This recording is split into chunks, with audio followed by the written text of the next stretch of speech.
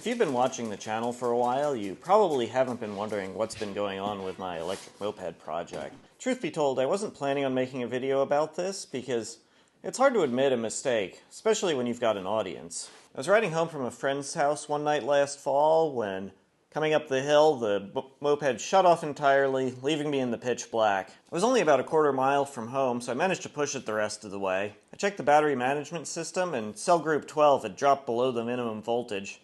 The rest of the cell groups were still about 30%, but the BMS did its job and shut the entire thing down. Naturally, I did what I think most of us would do, which is shove it in the back of the shop with my other broken mopeds and ignore it for several months. Now, this thing is theoretically a test bed so I can gain knowledge and experience for doing my EV Jeep conversion project. And since I've been working on the batteries on that, I figured it would probably be a good time to figure out what was going on with this. While I'm all about learning from our mistakes, I figured I'd share this with you because the only thing better than learning from your mistakes is learning from someone else's mistakes, especially when you don't judge them for making those mistakes.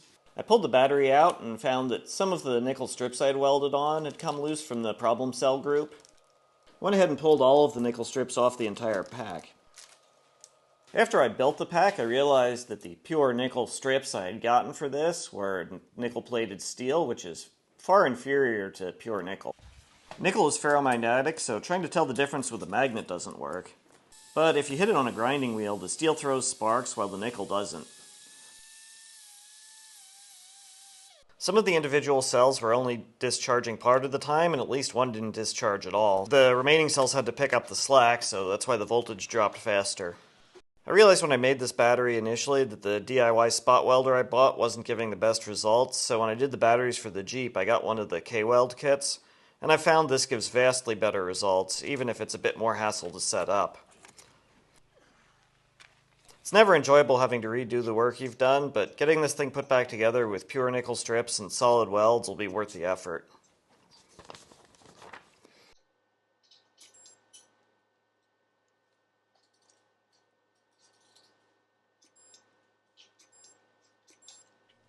Got everything welded up that I can for now. My problem cell group, I've grouped together everything that was at the same voltage. And I've got a janky combination of test leads and light bulbs as resistors to just get the rest of these cells in balance. I'm going to sit here with a multimeter and a thermal camera and make sure it's doing what it's supposed to do. Our light bulbs are ever so slightly increasing in temperature. Can't even feel it. But that means there's some current flowing. Just going to let this ride for a while. And the voltage difference is decreasing, so it's slowly coming back into balance. I let this sit overnight and the cells are close enough in voltage to finish welding them without any problematic current spikes.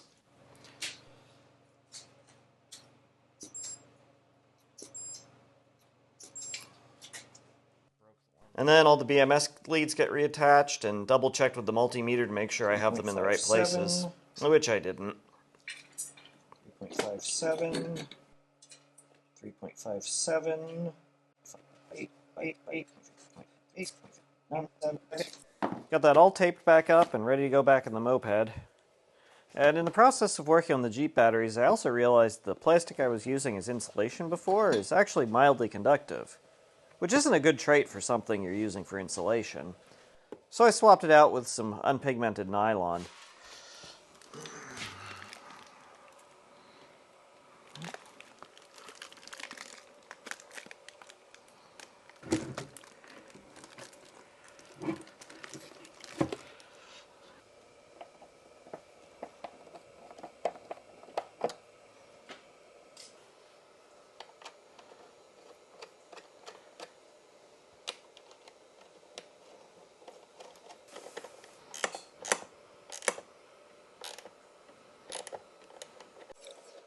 That's really long now. I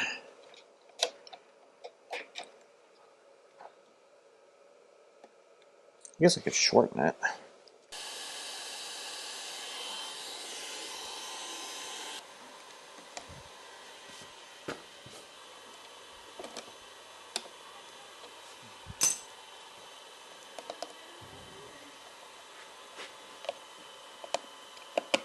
I'm going to go ahead and charge this with the cover off for now. Keep an eye on it. I'll bring you back in if anything exciting happens. Nothing exciting happened, which is a really good thing. let's get this buttoned up and maybe go look for some cool bridges or something.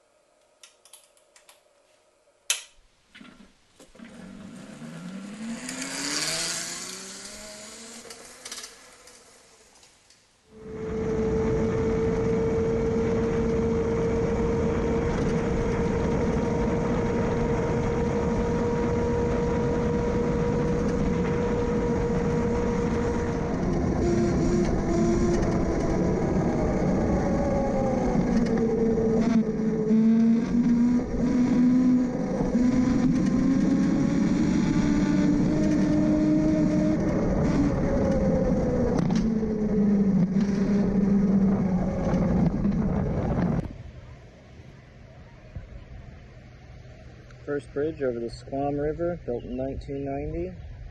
The battery temperature, 33 degrees. State of charge is 89%, so we've used 10% of the battery so far.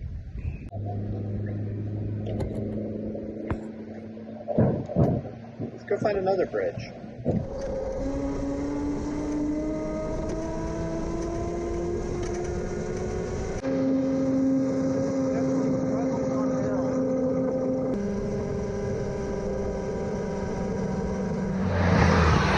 Something just smoked. Definitely some little whiffs of smoke coming out there. That's not good. At this point it didn't run at all, and there was a lot of resistance from the motor. I hoped I'd be able to coast back downhill to a parking lot. And now, the cranks came apart, so I can't even pedal. Found it! And my ride's here!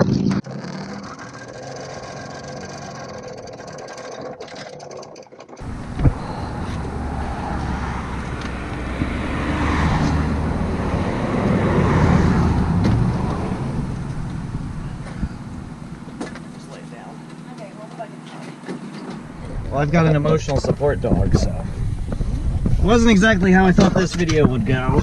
Well, that sure wasn't how this video was supposed to go. That part wasn't in the script. But, came home, got myself a root beer float, which does nothing for the moped, but makes me feel better. Let's see if we can figure out what's going on here.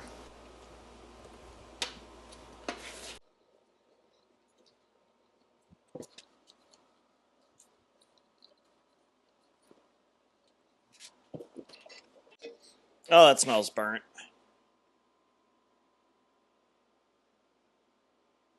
Oh, wow. That entire terminal block, where the motor phase wires are hooked together, is melted. Eesh. I think it was shorting there. If the motor windings were shorted together, that would explain why the motor was hard to turn over. This is a brush DC motor, which works completely differently from the brushless motor on the moped, but the concept is still the same. It spins freely, but if I connect the motor leads together, it becomes a lot harder to spin, because the magnets and windings are sort of fighting against each other. So I pulled two of the phase wires off and just bolted them together, and now seems like we're back. I'm going to pull some of this apart, and let's take a look at this terminal block. The three melty ones in the middle were the three phase wires going to the motor. This one was the positive from the battery feeding everything else, so all of the current going through anything on the moped was going through this one. So why would these melt? Well, obviously they got really hot. You can see this one's even discolored. But if all of the current's coming through here, why would these get hotter? Does the controller boost the amperage? I don't think so. These motor phase wires are 12 gauge, 14 gauge maybe? Not real stout, so I don't think they're going to be carrying more amperage than what's coming out of the battery. I think our clue is right here. And right there. You can even see a little right there.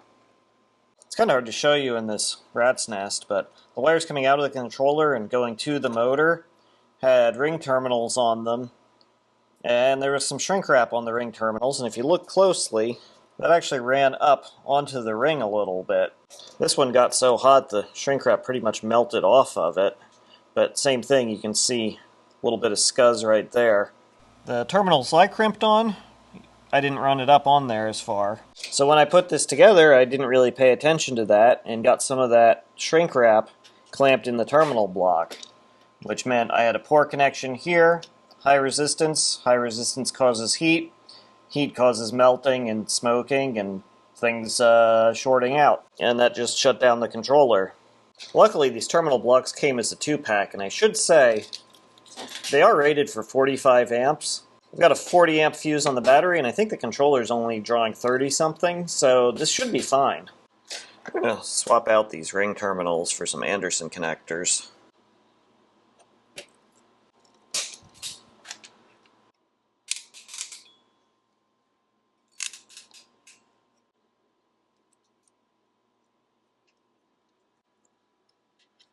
I think that'll make things a little bit better overall in terms of cleanliness. I'm going to keep the terminal block for the positive and negative connections and just make sure I've got good connections on those.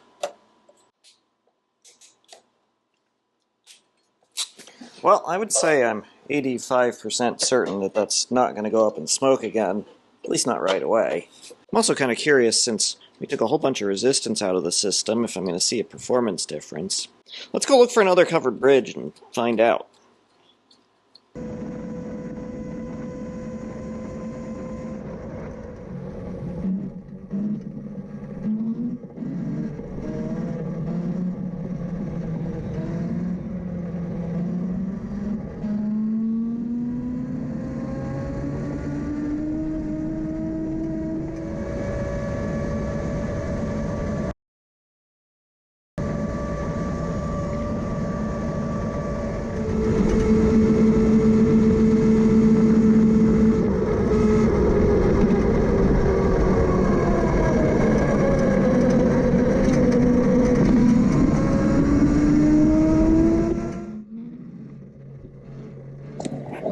Blair Bridge on the Pemigewasset River.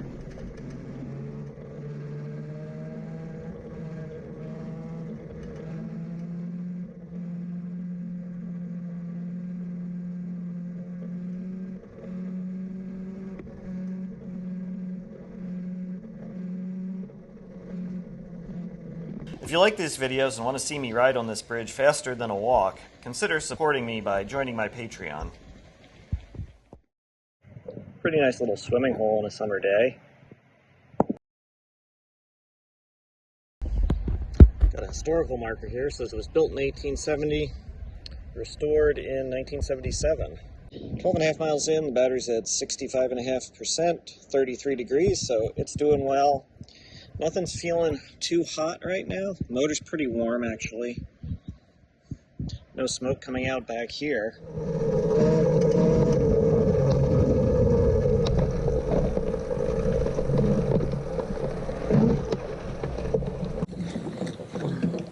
There's some old mill ruins down here that are pretty cool. Well, this wasn't the right spot. It's a little farther down. This is the spot down here. Sorry I'm not being a great tour guide there. It's a pretty cool remains of a bridge here too. It's a fairly uncommon configuration. It's a top deck lenticular truss bridge. Kind of nerding out on bridges today.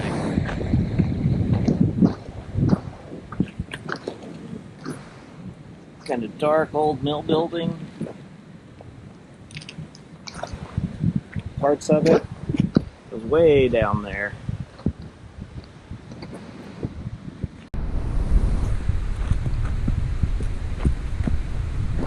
Some of the old cribbing from the dam.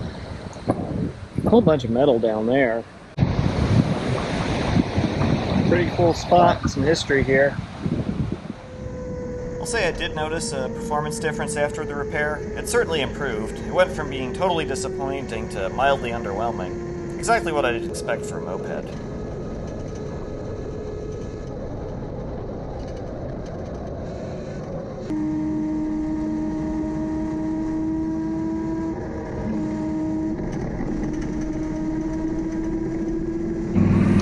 Smith Bridge, originally built in 1850, got burned down in 1993, and then this one was built in 2001. The Native Americans call this river Asquamchumaki. If you look on a map, it'll say Baker River, but Lieutenant Baker was a British colonial officer who massacred all of the native women and children who lived near here, and then named the river after himself. So I'm fine with calling it the Asquamchumaki, even if it is a mouthful.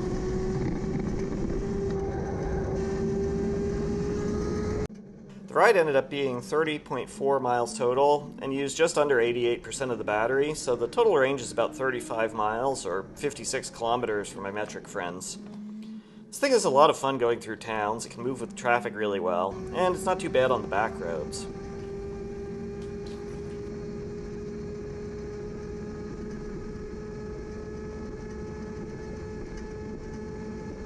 I'm pretty happy to finally have this thing working properly. There's still a bunch of other little stuff that I want to do on it, but for now I'm just going to put some miles on it. I hope you enjoyed the tour and learned something from my mistakes. I know I certainly did. And thanks for watching.